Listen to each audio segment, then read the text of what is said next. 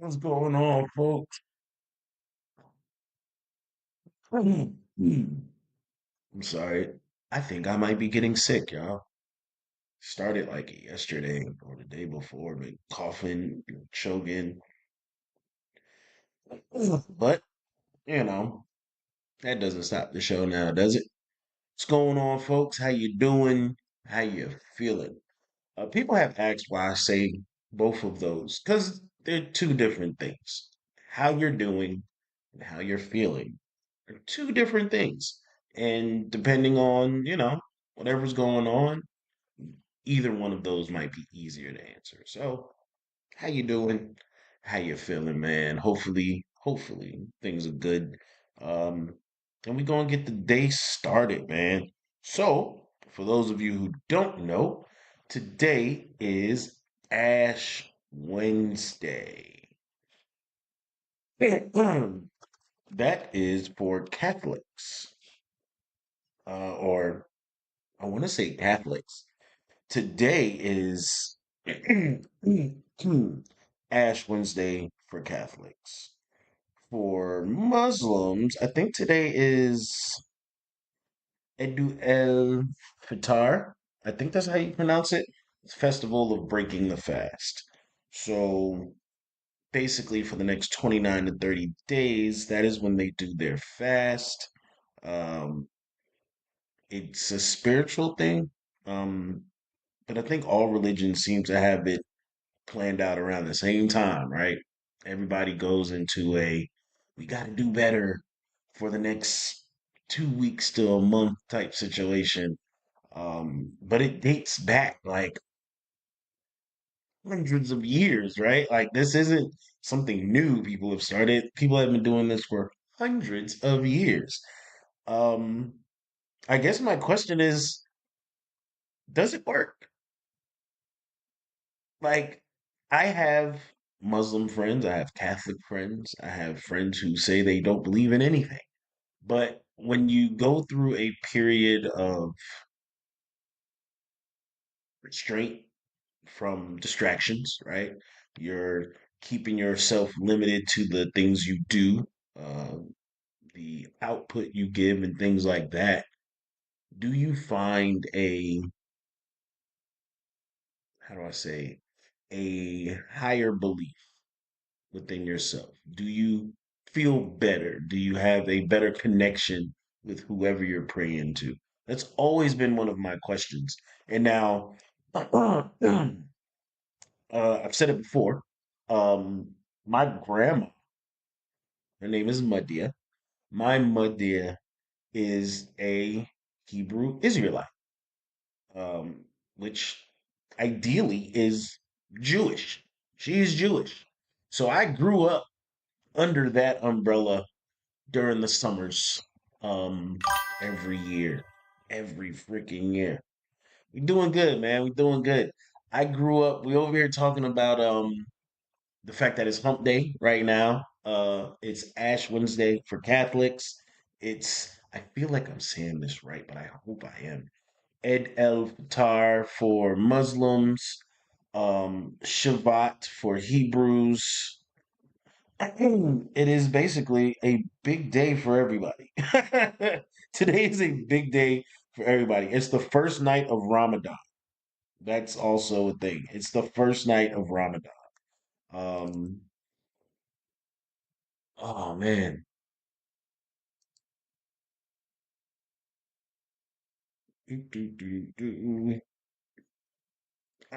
Ramadan is the Muslim aspect of it. So basically, this is the beginning of their fasting and things like that. Ash Wednesday leads into Lent for Catholics, um, which is ideally their version of giving up something for an extended period of time in order to bring you closer to whoever it is you pray to. Um, but my question was, I want to speak to people who have done it. Now, I got a couple of people I could probably call. They're probably at work, and just ask them how did they feel last year when they went through their Lent or they went through their Ramadan. How did they feel at the end of it?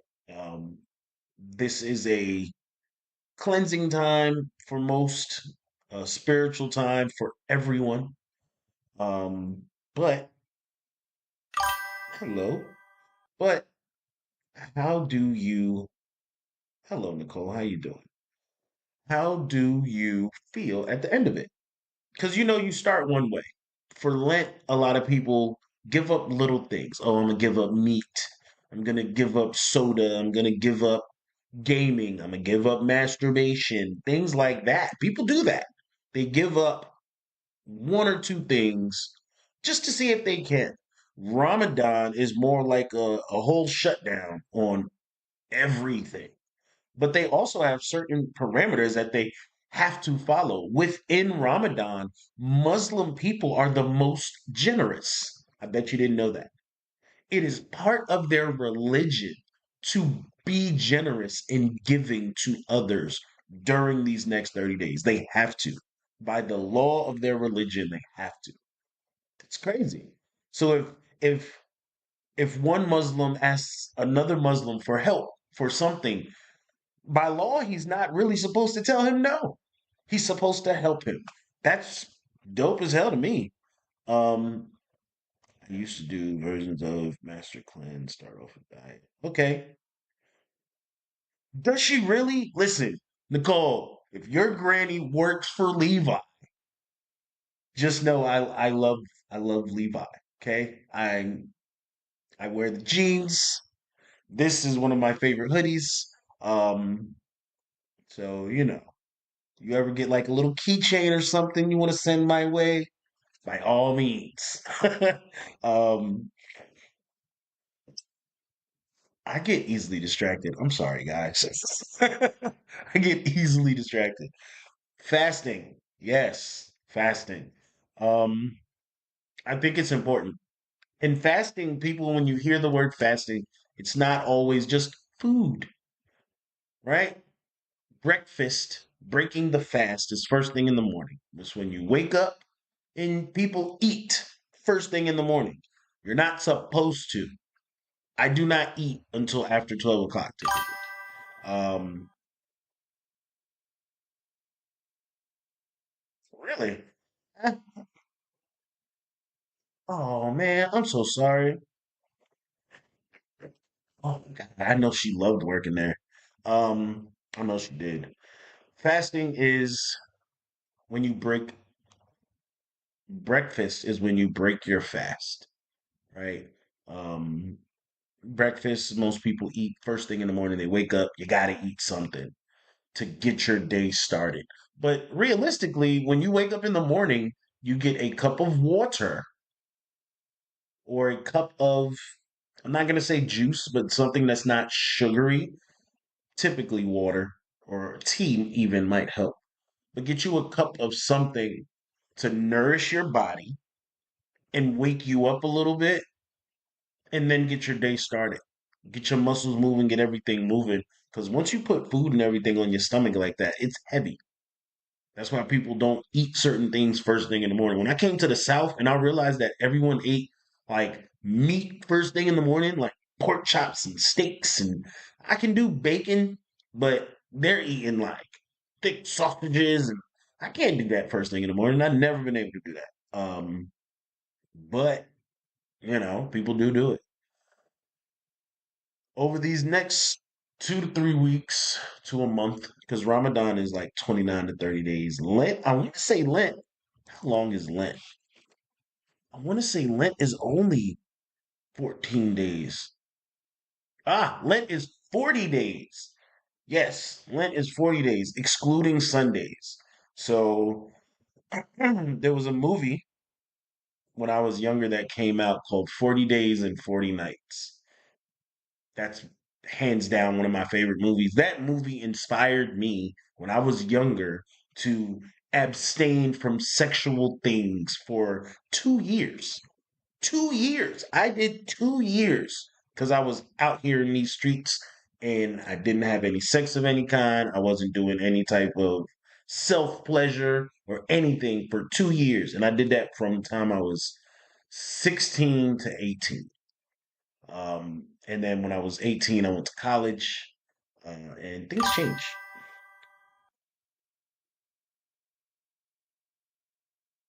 Wow. I didn't know they had Muslims in Norway, though. That's outrageous. I mean, I can believe it, right? I can believe there's Muslims everywhere, just like there's religions everywhere. But all the way out in Norway, that's dope. That's dope as hell. Um, this is cool to learn different shit. At least for me, I think that's dope. So, Ash Wednesday is today, and it's going to run from today until April 2nd. That is Lent. That is Lent. Okay. Um, don't know what you believe in, right? Don't know, your beliefs in that regard as far as religion goes. But it seems like everyone around this time, around this sort of time, is doing the same thing. They're all trying to get right. Mm, mm. I have a pair of Levi jeans that I promise you are at least 20 years old. At least 20 years old. They are my favorite pair of jeans. I think it was the first pair of Levi's I ever bought when I started working, and I used to work at it's not Discover Mills Mall anymore, but Discover Mills Mall out here in Georgia. They had a Levi's store. I think it's still there. But as soon as that opened, I was working at Bass Pro Shop, bought a pair of Levi's, and I still have them actually, and I still wear them. It's my favorite pair of jeans. I still wear them. Um, 3 months? Who's doing 3 months? Listen, listen, listen. The deep origins of Lent. Hold on, wait. What you mean? Now, as far as fasting goes, for me, um, I don't think I've ever properly fasted. Right? Like I slip up sometimes. Of course, I get hungry. Um, but I think I want to give it a full try. I think I want to give it a go this time, man.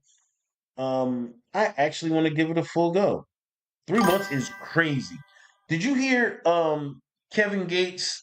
Kevin Gates said he fasted for 42 days. No, he said he didn't eat or drink anything for 42 days. I'm sure he misspoke. I'm sure he misspoke.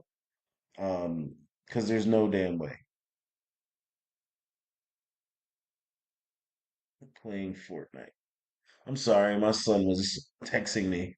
I was asking him what is he up to. Um,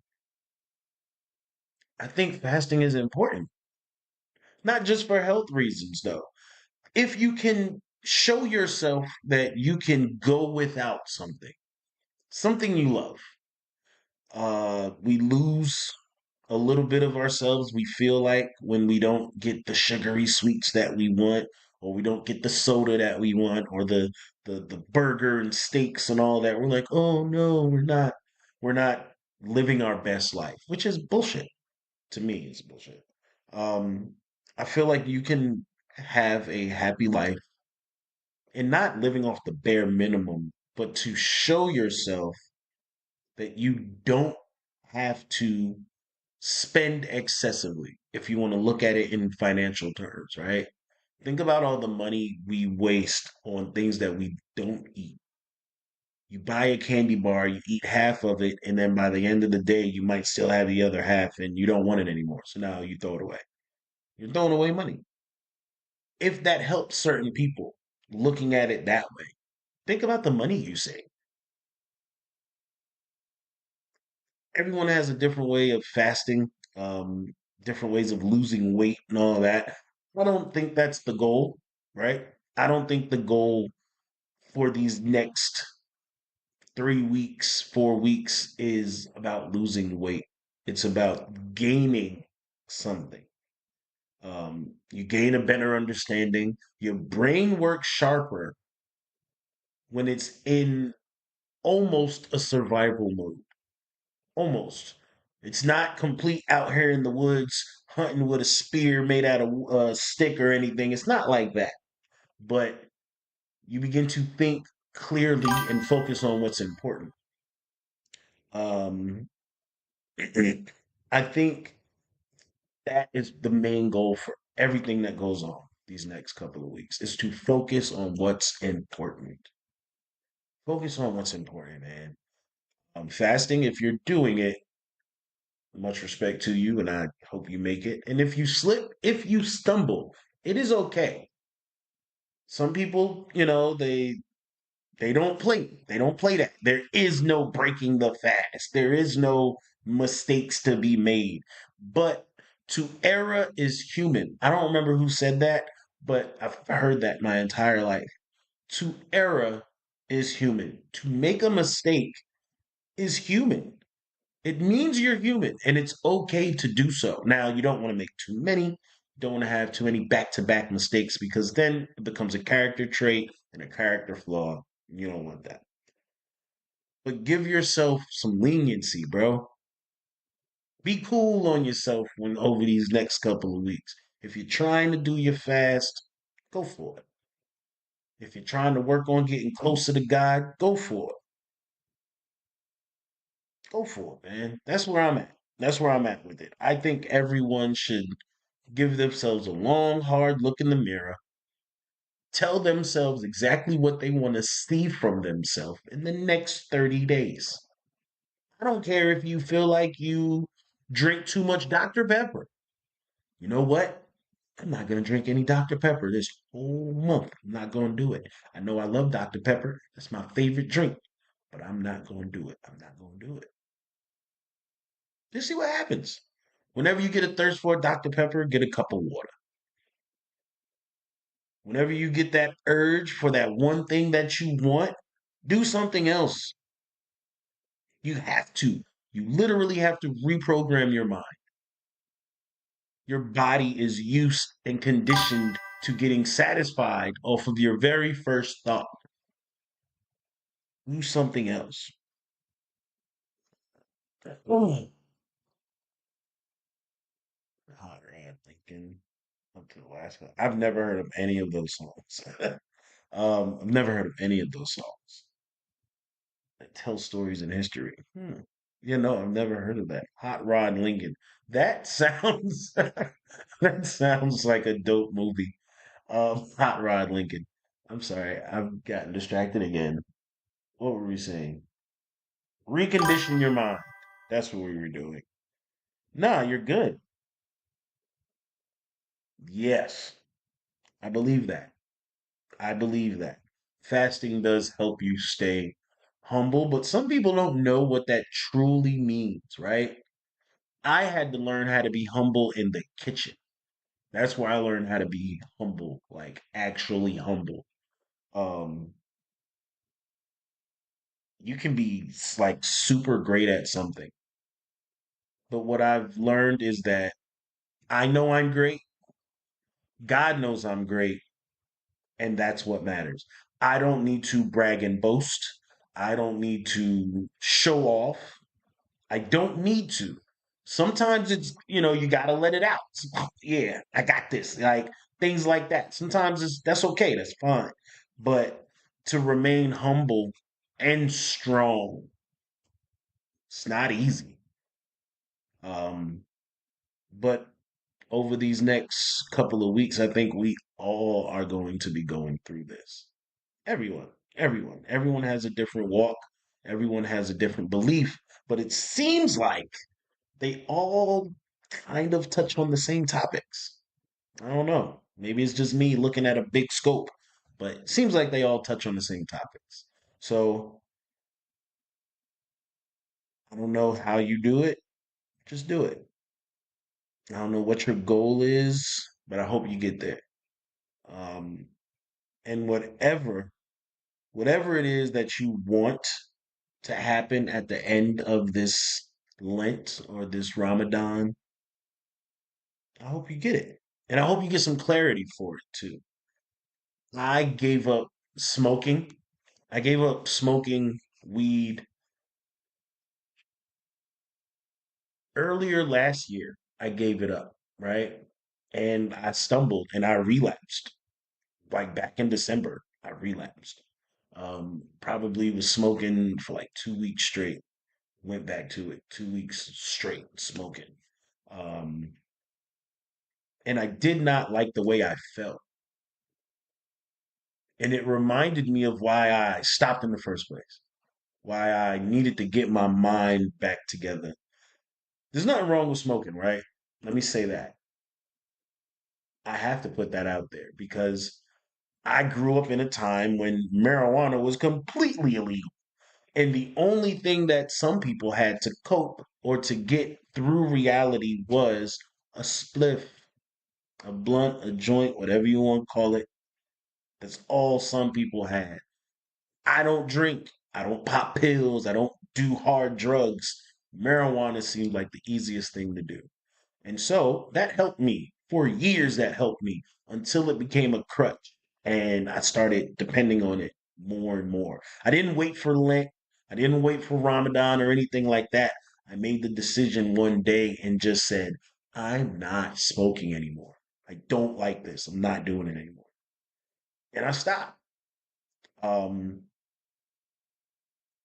and I have to say this, even today, to this day, still have moments where damn, bro. I just wanna break it down and roll it up, like, because those were good memories. Those were good times, and that's what my brain is wired to think of when I'm wanting to feel better. But I fight that urge regularly. I fight that urge. Drinking, I've always been a social drinker, and I don't go out much, so no need for me to drink. I have a bottle of 151 Bacardi sitting right on my counter. I've had that bottle of liquor for maybe 5 years, probably four, closer to five, few years. I don't drink. And to some people, that is boring as hell. To some people, that is extremely boring. But I'm animated, I'm lively, I'm up on the go without those things. So I think for me, it's refreshing to know that I don't need those things to have a good time. I don't need those things to make me feel better. And yeah, it's not wrong with getting a drink after work or something like that. But like I said, it's in due time.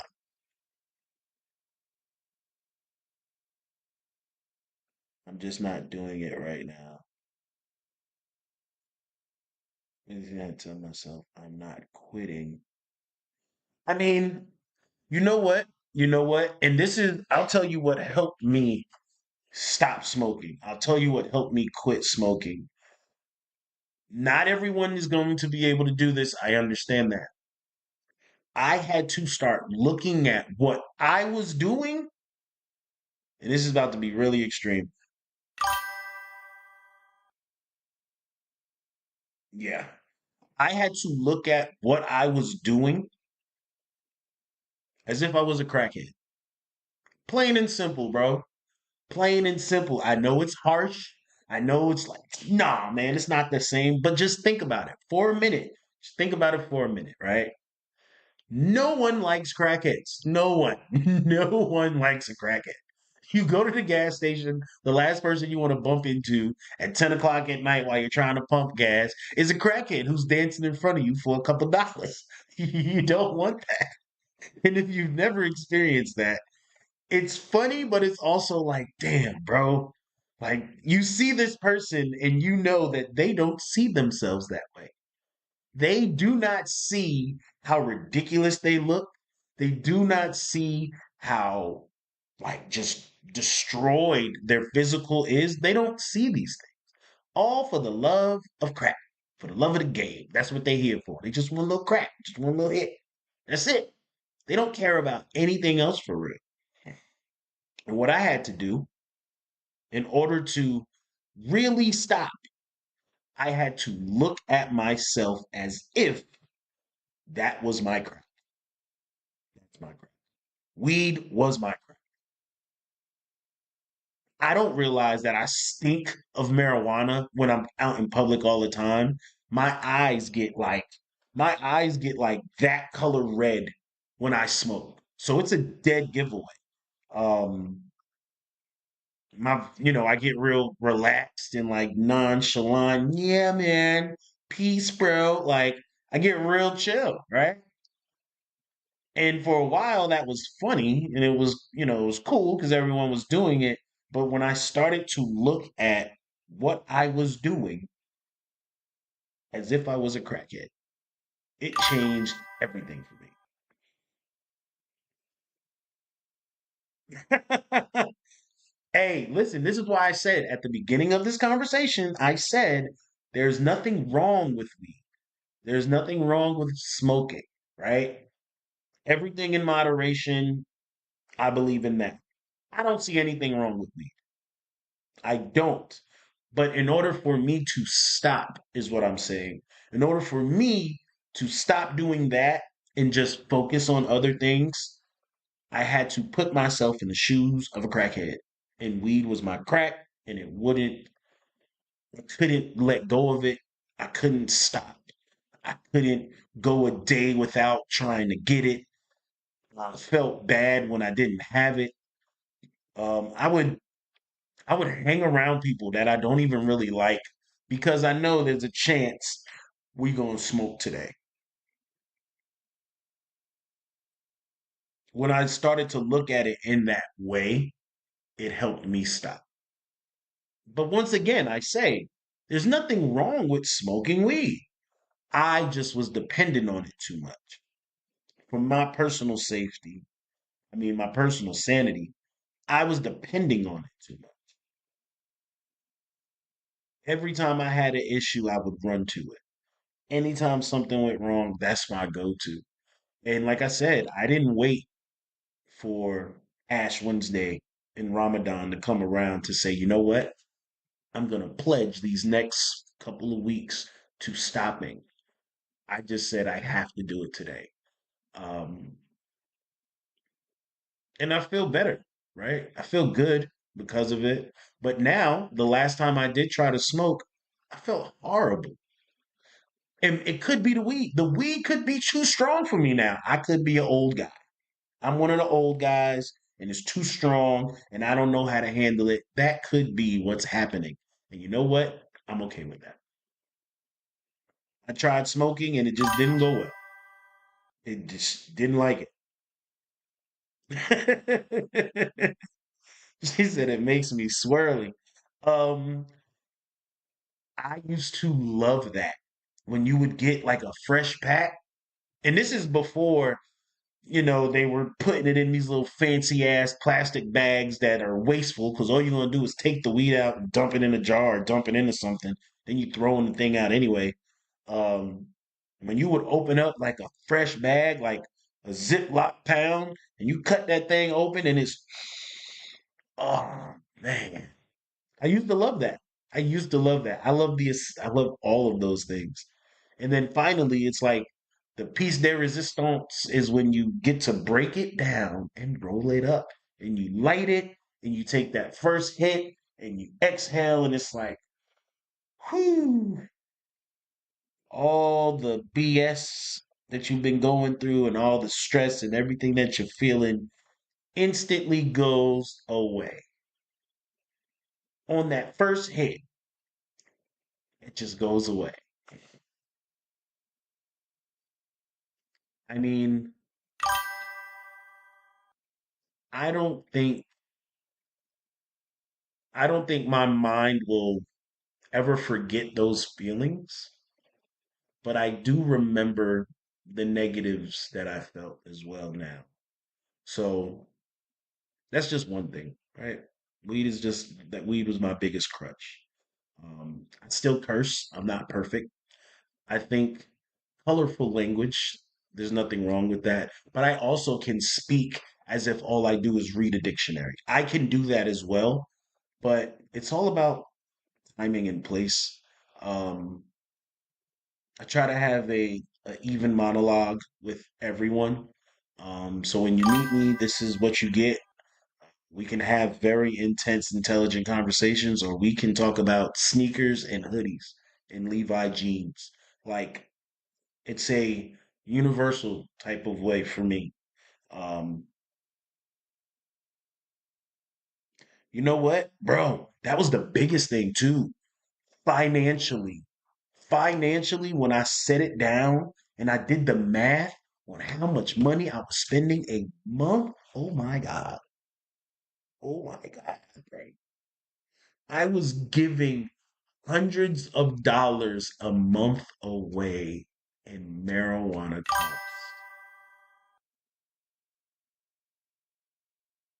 Heard, heard. No, definitely don't want to go into anaphylactic shock. That's not a good thing.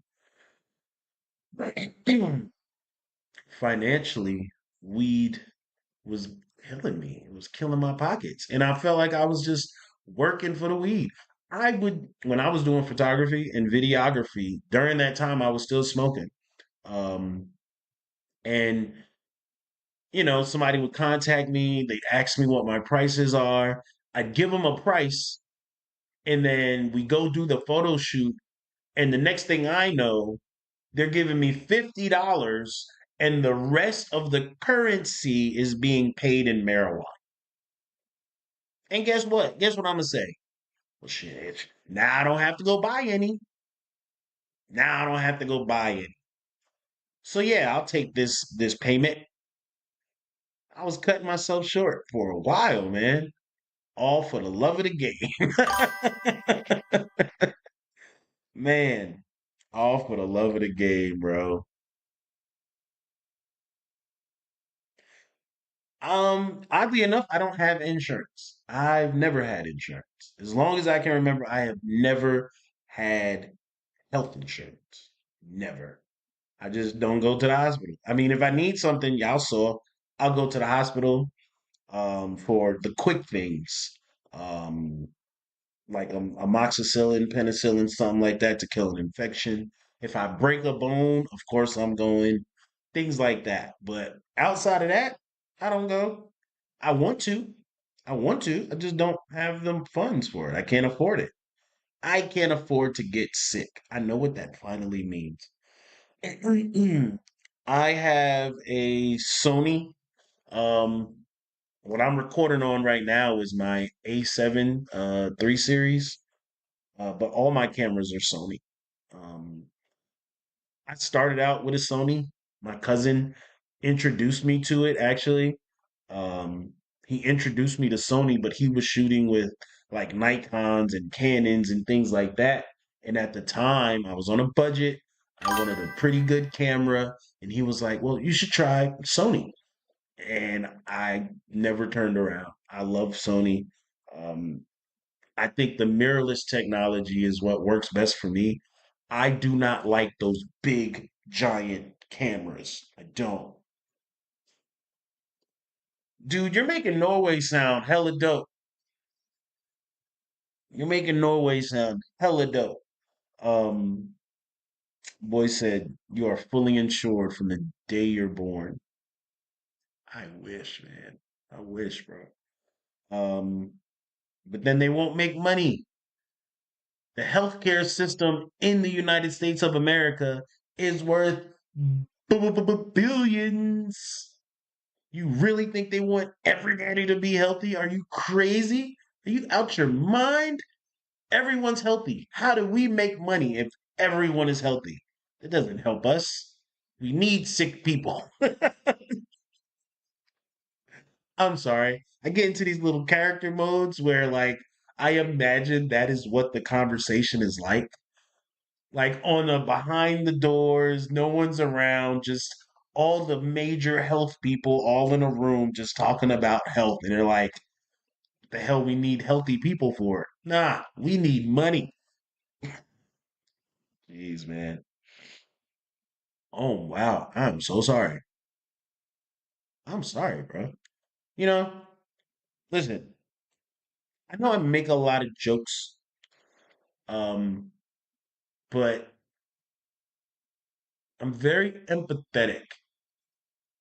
I'm extremely empathetic because I know how sucky life can be.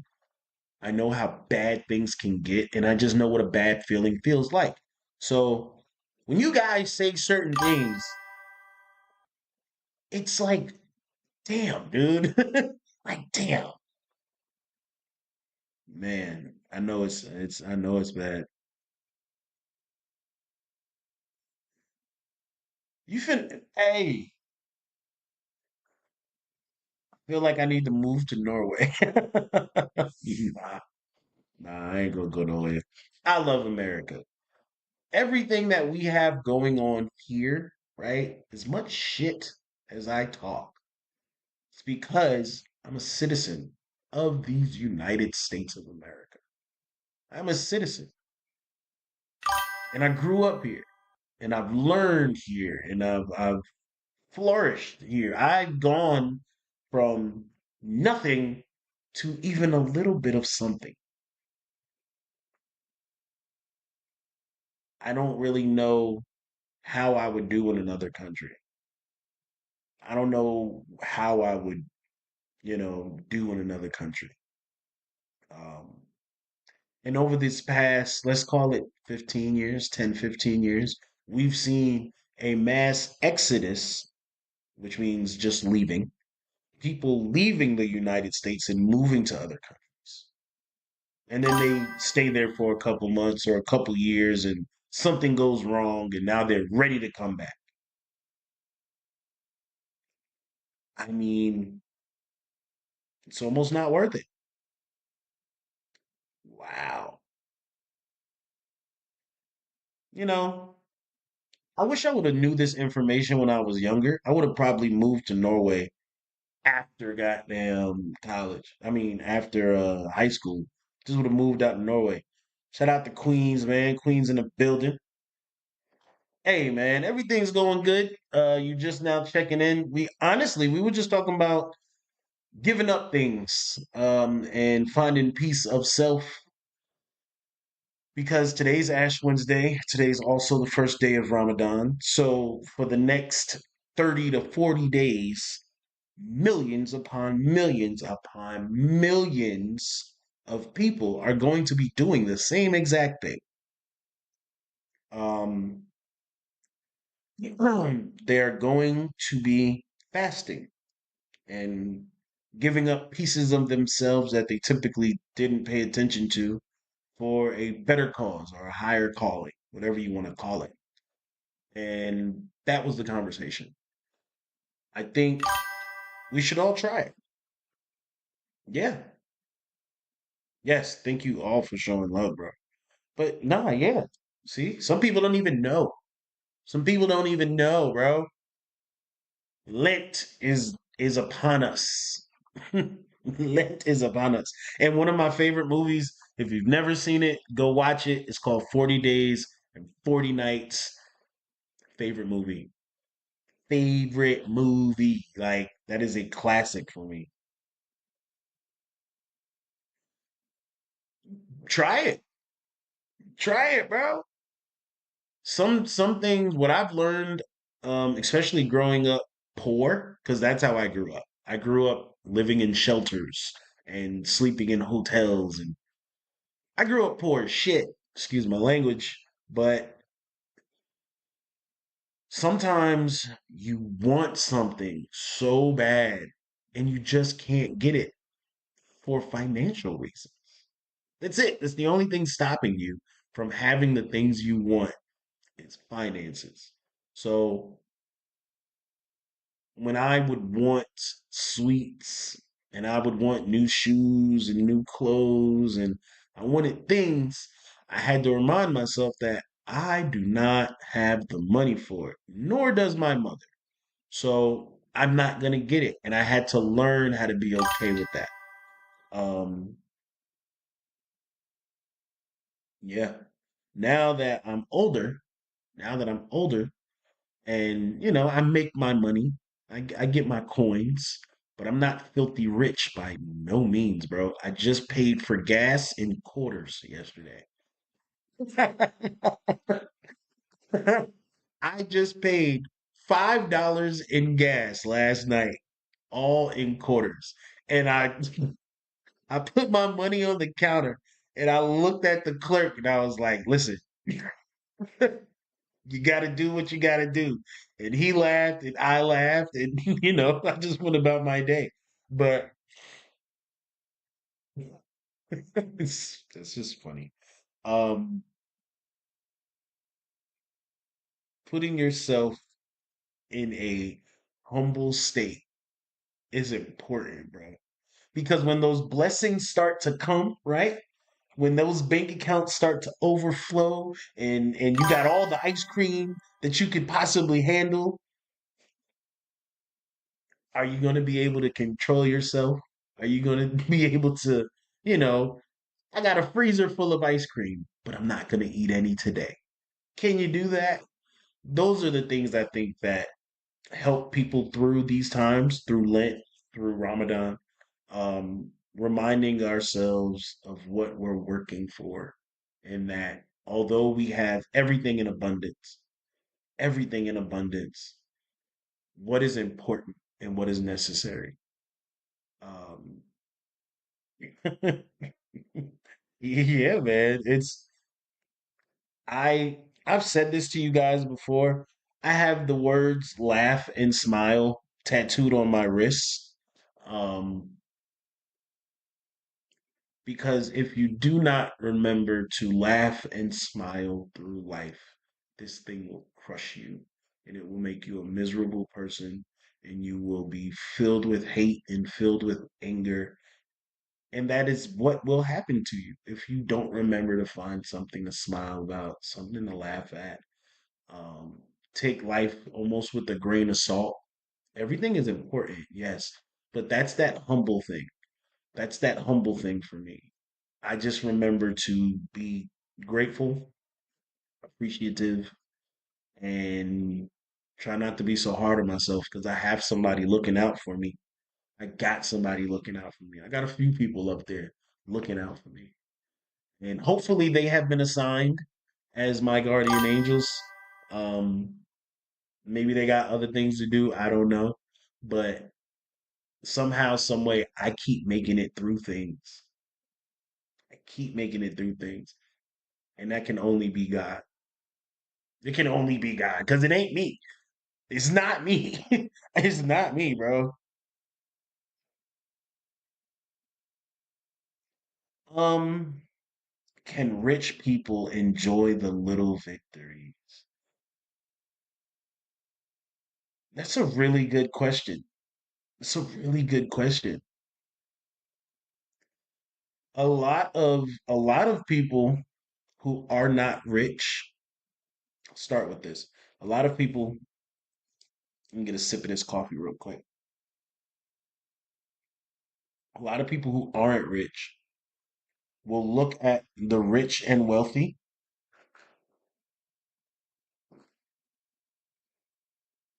and say that they're greedy. Oh, they're greedy. They want all the money. They want all. You never know what they really want. Maybe they don't ever want to be poor again, right? Maybe they don't ever want to go without again. Um, Money is a waste of happiness. I say money allows you to be who you truly are at heart. Who you are in this little part of you, that soul aspect that we all have. When you get an abundance of money, I believe it just shows the world who you are. Because money, they say money is the root of all evil, right? But I've seen people with money do wonderful things. They also say no good deed goes unpunished. So if someone who is stupid rich starts buying everyone cars, right? Buy everyone a car. Now the person who has the car has to pay taxes. on the car. They have to get insurance on the car. The car might break down and they have to do something to fix the car. So your good deed turned into something that might not be great for them. But that's if you look at it that way. That's if you look at it that way. Things happen and you got to learn how to maneuver and roll with the punches. But when it comes to being stupidly rich and abundantly wealthy, it just amplifies who you are at heart. And I've spoken to very wealthy people, I've spoken to very poor people. And one thing I can say is wealthy people, it's almost hard for them to see anything other than their wealth. Once they become wealthy, once they have this money and they have all these things, they can't see a life without it. And I mean, of course, right? Don't you want to keep these things? You want your money to keep making money and all these things. But maybe they forget the human aspect of living life. Maybe. Maybe they forget that. And maybe poor people, that's all they have. That's all they have. They don't have the money to go on wonderful trips and do all these grandiose things and buy all this stuff that they want. So they have to learn how to enjoy life for what it is and rely on other people to be kind to them. And right. So I think it does cause a divide. It does. But I don't think money is a waste of happiness. I don't think it is. It's just when it's not utilized properly, it can be. It sure can be. But one thing I can say is I've never seen an unhappy person on a jet ski. And I was on a jet ski last year. Oh, the greatest time of my life. Best time of my life. It was the first time my best friend went and it was amazing. It was the best time of my life. But I'm poor. I am technically a poor American citizen. I'm poor. Um, I want to say back in 2008, back in 2008 or 2007, the United States redid their census. And you know how they used to count people and you get the census letter and they're just, hey, just making sure you're still alive, all these things, whatever. They did away with the homeless level, the homeless population, the poorest of the poor. They wiped that out. So now the people who were like semi poor, who just had a little bit of money, they had a roof over their head, but they don't have a kitchen sink. That's poor. Those people are no longer considered poor. They have been bumped up to lower middle class, right? Lower middle class, which is crazy to me because technically you're poor, but they're telling you you're middle class. And they changed the requirements for what is considered middle class. So now you cannot call yourself poor if you have at least one TV and I think it's a refrigerator and a microwave. If you have those three things in your house, you cannot be considered poor. You are considered middle class. It's outrageous to me.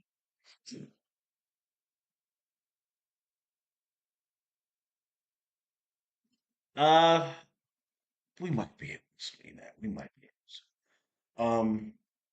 But back on track. 2007, 2008, they redid the thing. Okay, so they redid it. And so now that's why the middle class in America is massive. Middle class America is almost everybody that is not making over, excuse me, 160,000. Really, your tax bracket changes once you get to like 200,000, 250,000 a year. That's when your tax bracket changes. That's legal things. But like the big picture, if you're not making over 160,000, let's say 175,000 to make it a pretty much even number for people. 175,000 a year. If you're not making more than that, you are considered middle class, bro. Zero to 175,000 a year is middle class because they don't have poor people anymore. Poor people don't count anymore. You are no longer poor. You're just middle class. A lot of people didn't a lot of people didn't even realize that that happened. I pay attention to the weirdest things. But anything that affects the masses is noticeable for me. And that affects the masses, but it happened so quietly. Just like when I want to say it was about 2007, 2006, or 2004, when Twitter, back when Twitter was Twitter, they told us what they were doing. They said we are going to start keeping every single tweet that you make in the Library of Congress. That's a real thing. That's actually there. They keep all of our tweets there right now. That's where every tweet that's ever been made is stored in the Library of Congress. I remember that. I remember when they did that. I think those things just help the AI manifest. They powered AI. They, you know, give it all the knowledge you can. What was that movie? What was that movie? Lucy. If you've ever seen Lucy with Scarlett Johansson, great movie. But essentially, she downloaded every bit of information throughout the world from the internet. She tapped into the internet and got everything she needed from the entire world. That's what AI is. That's exactly what AI is. It's not a joke. It's not. People think AI makes mistakes. AI has to make a mistake in order to, how do I say this? AI is way better than we think it is. AI makes mistakes on purpose to keep people comfortable. Oh, we're not perfect. We make mistakes. We're not perfect just to keep people comfortable. It's flawless, bro. AI is flawless, bro. AI is flawless, bro. It's it's wild, man. The fact that we went from talking about Lent to talking about tweets being stored in Congress. But when I tell you, um, I have an abundance of knowing little things. I hate that little thing that the girls do. Oh, clock the T, clock. I hate that shit. But I have an abundance of knowledge about a little bit of information about a lot of stuff. Um, AI is playing us. I mean, if you don't think that, then I feel sorry for you, right? If you don't truly believe that, and if you don't think that, I feel sorry.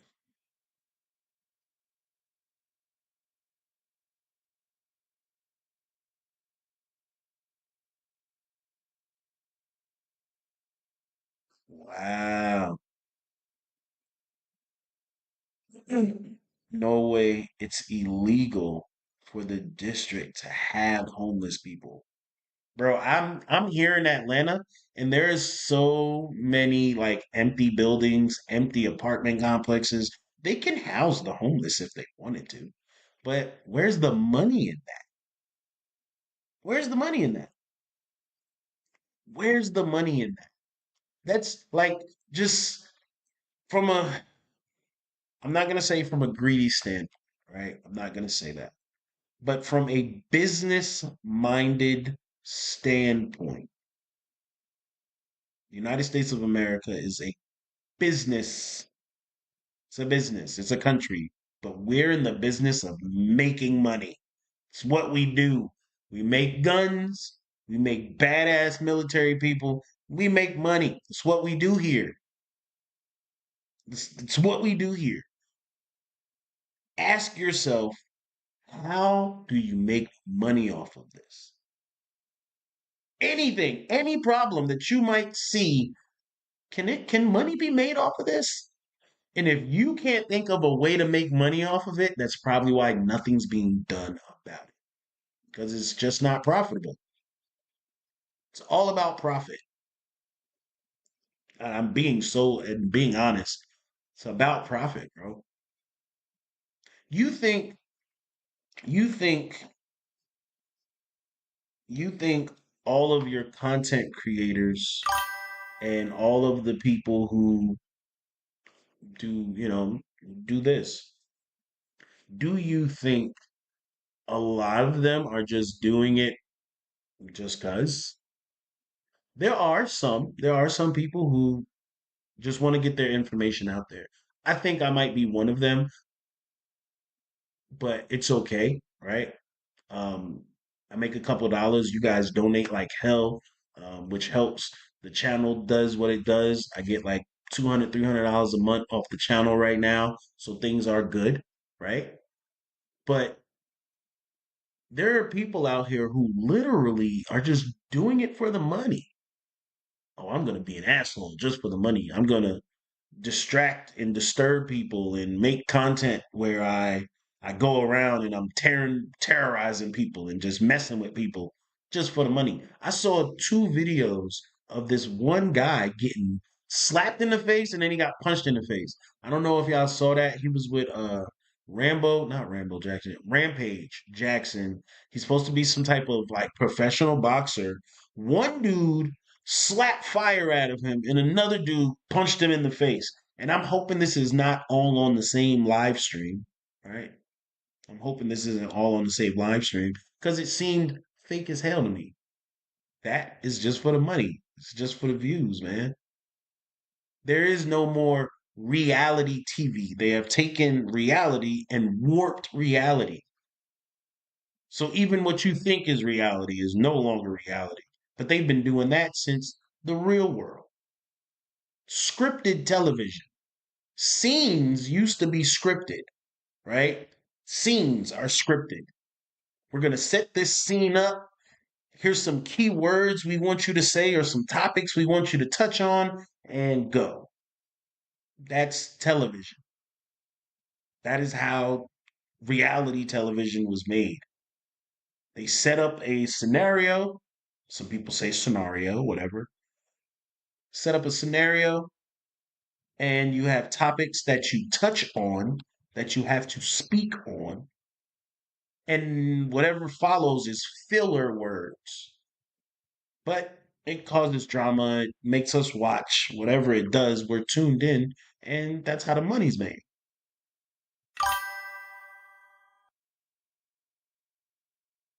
What?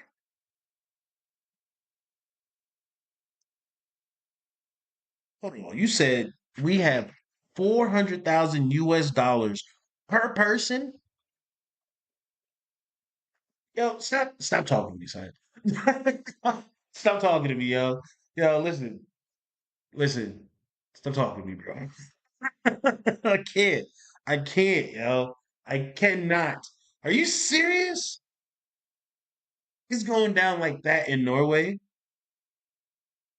What? My son could get the glasses he needs and get the dental care he needs just by us simply living in Norway? That's crazy. It's crazy, bro. That's crazy. I mean, yes, it's all about profit, man. Once again, I said it, and I mean that. I'm not even gonna sit here and act like I'm just talking out the side of my neck. It's all about profit. And if you think this is leaning more towards on a political platform, but this isn't a political channel, and I do not sway left or right, regardless. But if you think that Democrats are just out here doing it for the love of the game, you're out your damn mind. They making money too. They just know they make it look different. Republicans, they don't give a damn that you know that they're making money. They want you to know that they're making money. Democrats want you to think that they're not making money. It's all for the love of the dollar, boy. Over these next 30 to 40 days, what is it that you love? What is it that you love? Do you love yourself enough to give up some things that you don't necessarily need? Do you care about your health and your well being enough to limit yourself? Do you? Those are the questions that you have to ask yourself because no one is going to answer that for you and they cannot. Are you willing to sacrifice yourself for better? And if you don't feel like there is a better, like at the end of this 30, 40 days, you don't feel like anything better is going to happen, well, you got a lot of thinking that you need to do. You got some questions you need to ask yourself, and you need to do that because that means you don't see better at all in your future. You don't see changes that you make as better steps. And I'm here in my own apartment that I work my ass off for to tell you you can do whatever it is you want to do. You just have to believe that you can do it. It might not happen as soon as you want, but it's going to happen. That's the best part about it is it will happen. And when it happens, you rejoice, you give praise, and then you get back to work.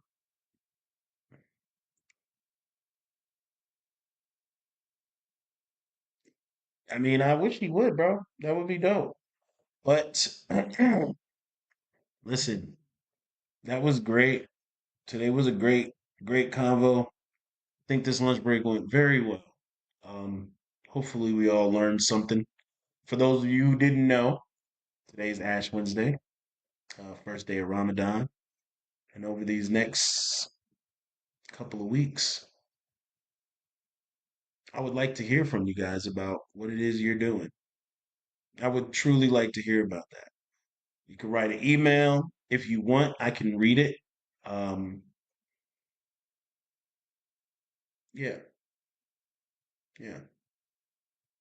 Start start having more conversation because that's the only way to get things going is if we talk about it. So yeah, happy Hump Day.